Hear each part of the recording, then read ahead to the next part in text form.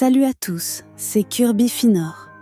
Ça fait un long moment que je n'ai pas posté de vidéo et aujourd'hui, je ressens le besoin de revenir pour vous parler de quelque chose de très important, quelque chose de personnel. J'espère que vous pourrez écouter jusqu'au bout et si vous avez des réflexions ou des expériences similaires, n'hésitez pas à partager dans les commentaires. Mais je vous demande aussi de respecter la gentillesse, même si ce que je vais raconter est difficile. Comme je vous l'ai dit, cela fait un moment que je n'ai pas posté de nouvelles vidéos. Et c'est parce que je traverse une période assez difficile. Vous le savez peut-être, je suis en situation de handicap et cela a toujours été un défi dans ma vie quotidienne. Mais récemment, il y a eu quelque chose qui a encore compliqué les choses. Quelque chose qui m'a profondément affectée. Il y a quelque temps, j'ai fait une vidéo où je conseillais de ne pas s'abonner à certains créateurs et j'avais mentionné Nexo 667. À partir de ce moment-là, il a commencé à me harceler publiquement. Au début, je pensais que c'était juste une blague, mais ça a rapidement pris une tournure beaucoup plus grave. Il a commencé à m'insulter, à dire que mes vidéos étaient nulles, que j'étais feignant, que j'étais un idiot. Chaque message qu'il envoyait me touchait un peu plus et ça a fini par me détruire de l'intérieur. Mais ce n'est pas tout. Nexo 667 a même commencé à me menacer. Il m'a forcé à supprimer ma vidéo en me disant que si je ne le faisais pas, il continuerait à m'attaquer et à me harceler. J'étais tellement perdue à ce moment-là que j'ai cédé et supprimé la vidéo. Mais ça n'a fait qu'aggraver les choses.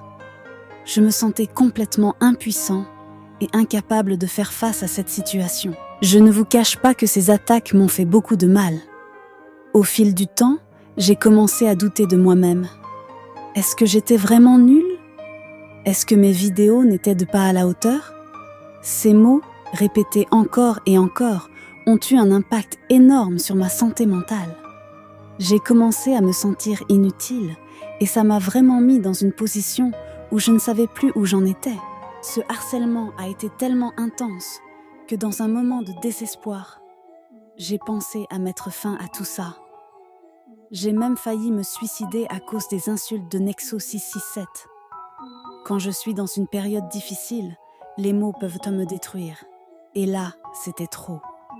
Ce que je veux que vous compreniez, c'est que la douleur que j'ai ressentie était bien réelle. Et c'est ce genre de souffrance qu'on ne voit pas à l'extérieur. Mais heureusement, j'ai eu de l'aide.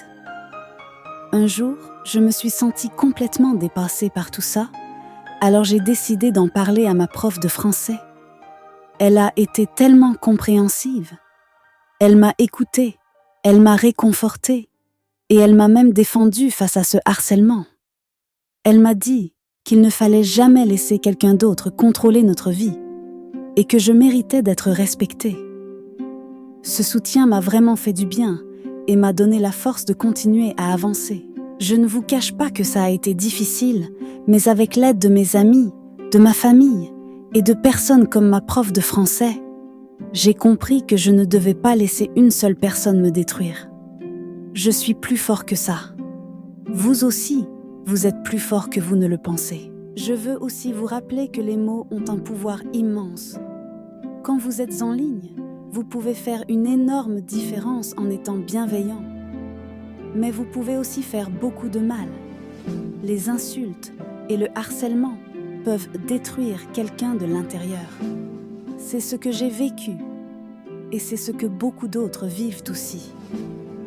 Alors, avant de poster un commentaire, pensez aux conséquences.